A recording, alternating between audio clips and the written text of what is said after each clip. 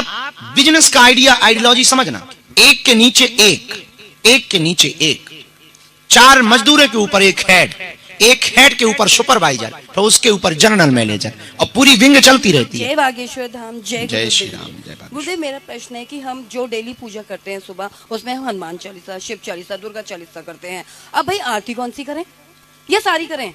ये मैं कंफ्यूज रहती हूँ, मैं सारी कर देती हूँ। क्या करना चाहिए? राम जी की नहीं करोगे तो हनुमान जी नाराज हो, वही तो मेरे को लगता है, क्या करूँ? और हनुमान जी की करोगे तो दुर्गा जी नाराज हो, हाँ। खतरा हो जाएगा। हाँ वही तो, फिर क्या करें? चलो उत्तर सुनो। पूजा सबकी करो, पर चित्त में एक को रखो। जो आपके आराध्य हैं उनकी आरती में ही सबकी आरती मान लो।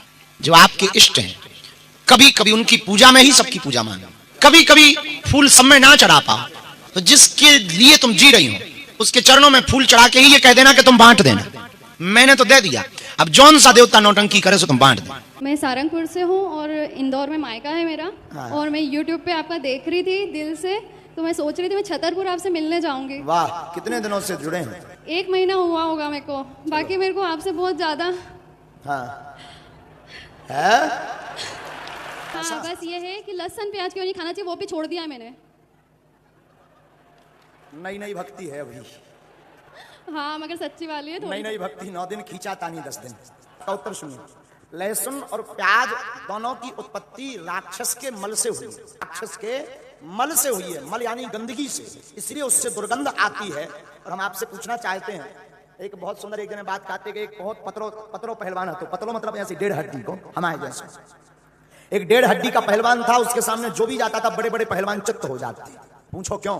वो मारता भी नहीं था, पहलवानी भी नहीं जानता था, लेकिन अच्छे अच्छे पहलवान चित्त, क्योंकि वो कभी नहाता नहीं था। दुर्गंध इतनी आती कि अपन आदमी यहाँ गस्त आ जाता। सीताराम, सीताराम, मैंने अभी अभी आपको जानना चालू किया है। थोड़ा सा ही देखती थी, धीरे धीरे धीरे धीरे पूरी आप में मैं ये हो गई हूँ, मग्न हो गई हूँ। वाह। और 1 महीना भी नहीं हुआ कि मैं, बस मुझे कहीं से पता चला था, मेरी जेठानी है, उनको पता था कि मैं थोड़ी थोड़ी पागल हूँ आपके प्रति, बोलो इनके प्रति, बालाजी के प्रति। उन्होंने मुझे बताया था कि मोहाड़ी में सपना ये होने वाला है, कथा होने वाली है।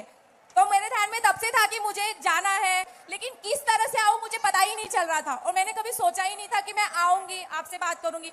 लेकिन आप यकीन नहीं करोगे महाराज जी, मतलब मुझे लगता नहीं था कि मानेंगे मेरे घर के कि तुम जाओ, लेकिन किसी ने भी मुझे ये नहीं बोला कि मैं ना आऊं। मैं बता नहीं सकती मैं कितनी खुश हूँ, आप सब जानते हो। बालाजी की आप अनवरत भक्ति करते रहो, अपनी निष्ठा ऐसे ही बनाए रखो।